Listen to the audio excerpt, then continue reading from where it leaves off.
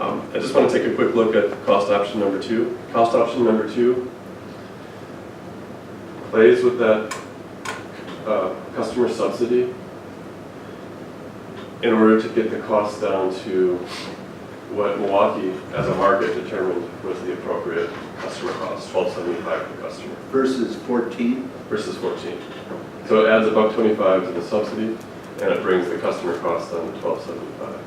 And this is consistent also with our own survey, which we conducted last summer, which showed many people willing to pay for a service in Shorewood, but when the cost was closer to $20, a lot fewer people were willing to say yes, and when it was closer to $10, more people were willing to say yes. So, I mean, that goes without saying, but it's important to note that that was our intention here. So in this cost option, the subsidy is increased in order to match that $12.75 determination. But it raises the cost of the village by $1,500. And again, the reason that Shorewood would spend more money on the subsidy to get the same bottom line to the subscriber is because Milwaukee is doing the billing in-house, where Shorewood would be paying the vendor sort of to do the billing. Yeah, we're sort of offloading some of those administrative costs onto the vendor, which then passes it on to the customer. Does that make sense? So this is just... So do we limit the pilot to 100? Or whatever? Yeah, we would limit it to 100. In fact, we need to have 100, and we don't want to go above 100. Well, we don't want to Right? go, yeah, we don't want to go above Exactly 100 for cost reasons, and also because we're not able to purchase these carts in half lots. And so 112 carts is what we get. We want to have a few extra in case of emergencies or just have a few more slides, and then I'll let you have your discussion. A couple of pieces about mechanics. We're targeting a June 1st launch date, so give us a couple of months to get enrollment to the point where we can make the purchase of the carts and get the community aware of what we're trying to do here.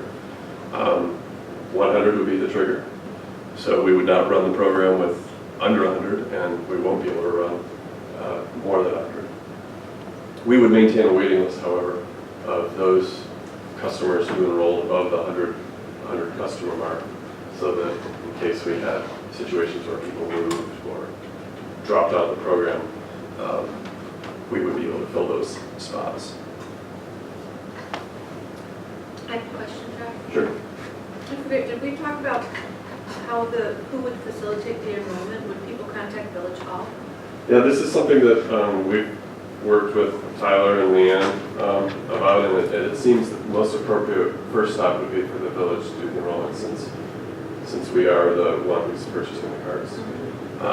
But at a certain point, once we reach the 100 customer mark, the data, the customer sheet, so to speak, would be turned over to the vendor. And then we would maintain a waiting list in-house. Is that fair? But the Conservation Committee at that point would not be handling all that? No, it has to be staff. Yeah, no, and I wanted, because you guys have done so much already, so I wanted to make sure you weren't taking on too much. I'm available for questions, obviously, but it has to be a staff person. So the vendor compost crusader would provide welcome kits, as I mentioned, to the subscribers, so they'd get something from the vendor as well. The village would purchase the carts. DPW would deliver them to the residents that had committed to the pilot. And the pilot would run, if we got on schedule, from June 1st, 2017 through May 31st, 2018. Oh, I forgot to mention the collection. It's weekly collection, April through November, during the warmer months, and it goes down to bi-weekly. You only get billed April through November? No, I think the billing will be happen quarterly. But it's the same cost per month, isn't it, regardless of Yeah, whether the monthly weekly? cost is the same. It's kind of It's just, not a 12-month, it's not 12 times. Yes. It is, but they're not collecting all year. Yeah, it's a monthly fee. They're collecting all year, it's just a different. They're collecting all year. It goes down to a bi-weekly schedule. Oh, Yeah. Yeah. But Coincidentally, you're not paying that runs less. nicely with our schedule, Right. coincidentally. 'cause Yeah. We don't collect yard waste. when they drop to 1, that's also the time that our collections drop, so that lines up very nicely. Yeah, there's some thought, I think, was put into that for sure. That's exactly what Milwaukee planned it. The subsidy, as I understand from staff, the subsidy that the village is offering would be paid directly to the vendor, and then the vendor would knock the cost off the monthly subscription fee to customers. And the material would be tipped at Blue Ribbon Organics in Caledonia. If you're driving down 94, you may have seen that. Yeah. It's right off 7 Mile Road. We've contemplated a robust marketing scheme through the village website, managers now, Facebook, their social media, public awareness sessions that Linda and I and others on the conservation committee would plan and execute here in the village, similar to the Stoller Shorewood program. We would work through direct mailing, if we could, the Ripples newspaper, PTOs, Shorewood Today. But honestly, we're going to be relying on a lot of what I call positive peer pressure and word of mouth conversation, neighborhood level communication. We will encourage neighbors to share. It has to be worked out on the front end of the enrollment process. So it's one of the immediate problems that Milwaukee noticed is that people were dropping out of the program in order to share it with their next door neighbor. And they don't want that. We don't want that volatility. We want to have it all worked out up front, but it should be encouraged to share. That will expand the reach, and it will fill those carts up more optimally. Only one household will be built. A couple open questions that we want to just put your attention on. Would we collect a cart deposit at DPW would hold? That's something to think about. I think in the memo you have, it stipulates that a replacement fee would be charged if a cart was damaged or lost. So this led us to wonder if we need to collect a deposit on all the carts, since it's a modest investment, but it's a capital cost. Another question would be, that we've talked quite a bit about, is what the expected commitment level is. And we decided that we would ask enrollees to commit to 1 year. Of course, there are going to be situations where people move or their situation changes dramatically. We can't force them to sign a contract, but the expectation is that they'll be committing to a year. And I sort of already answered the third one, is that we would maintain a waiting list if residents move and the cart would be reassigned. And by the way, the vendor keeps track of cart numbers. So the data that we would get from the vendor would not be broken down by cart number, but she does keep track of cart numbers in case people move. We will also, because we track cart numbers Yeah. on garbage and recycling carts now. Yeah. And the long-term question is, what will Shorewood do with the data? Again, one of the key drivers here is that our RFP process is sort of our conventional practice here did not gather the input that we were hoping to gather. And so it's important for the board to think about what would we learn from this study. And I'll just leave you with a few thoughts, and then we can answer your questions. In the Vision 2025 implementation plan, the Sustainability Committee set a fairly specific goal of reducing waste in Shorewood by 25% by the year 2025. Just by comparison, Mayor Tom Barrett set a similar goal, but even more aggressive, 40% reduction by 2020. So this is partly why Milwaukee was motivated to see what they could learn. 40% by 2020. So in Shorewood, 25% by 2025. The 2012 sustainability plan called for investigation of a program just of this sort. And again, our 5-year data pattern shows that the recovery rate is hovering. It's not moving. The other waste reduction schemes that we've proposed tended to be more complicated. Offering multiple cart sizes, inverting the collection schedules, charging people by weight or volume. There are lots of creative ways that you can reduce waste, but these are complicated.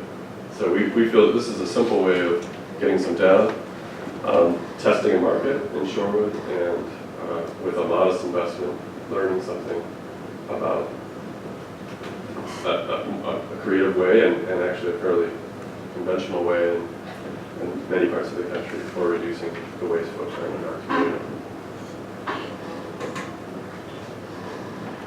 So, questions, discussion?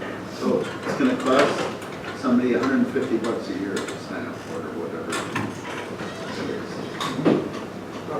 Roughly. Roughly, yeah, $150 a year. depending on the cost. What's in it for that person that's paying $150 a year? What are they getting for it? They're getting a good feeling of. They're getting a good feeling, yeah. Do they, what happens with this compost? Is it bagged and processed and bagged at the other end? It's processed and bagged. It's also sold mostly in bulk to landscapers and gardeners. Okay. Yeah. I was gonna say if it's bagged or something, you know, maybe people can go out to Caledonia and get it for a 40% discount or something like that. This is actually something that has been asked by a few respondents to our survey. You know, would compost be made available? Many communities do that. In other words, what's in it for me if I'm gonna pay the $150? Yeah, well, the people who are going to be signing up for this are not really looking for a monetary return. You know, they'd probably be grateful for a discount on some compost, but they're probably already motivated in the way that we hope they are for this kind of pilot. So I don't know if I answered your question, But, yeah,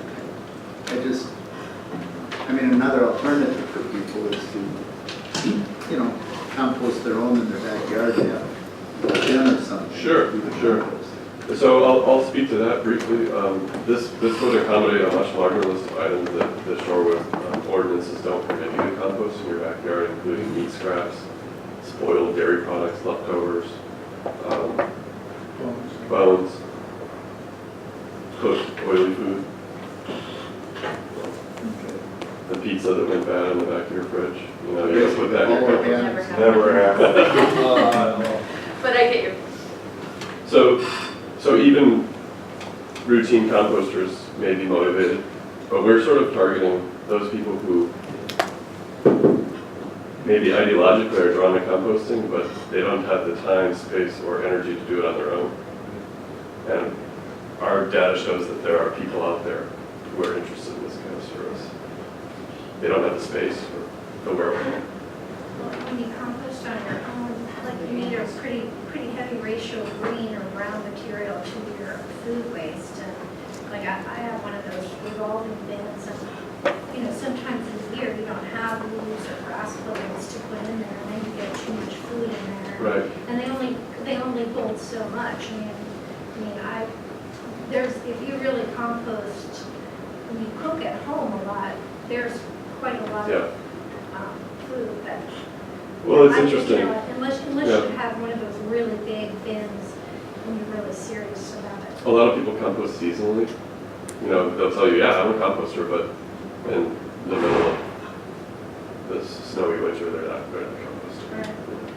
So this is a year-round service that you can offer. There's no risk of the material freezing in a way that would, you know, hamper the appeal.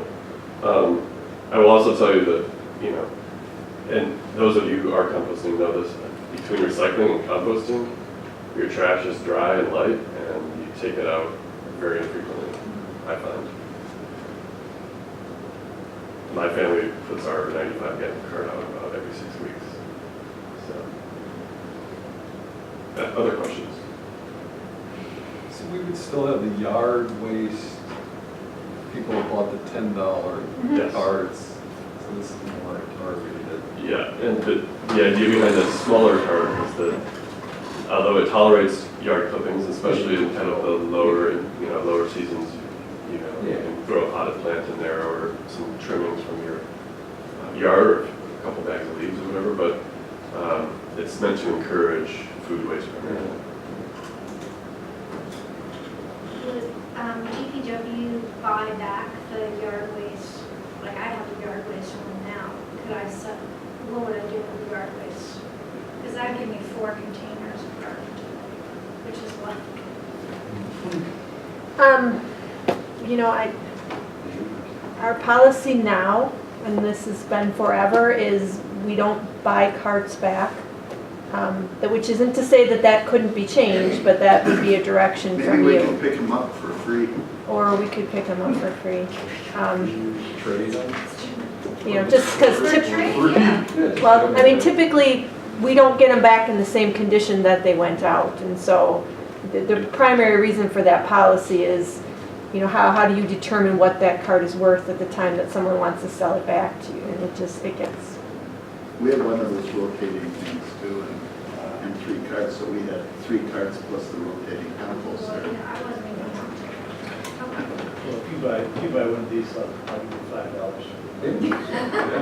Yeah. 6. We're hoping to encourage that, you know, between the yard waste cart and one of these, you could partner up with a neighbor and you get a lot of good. Full cycle.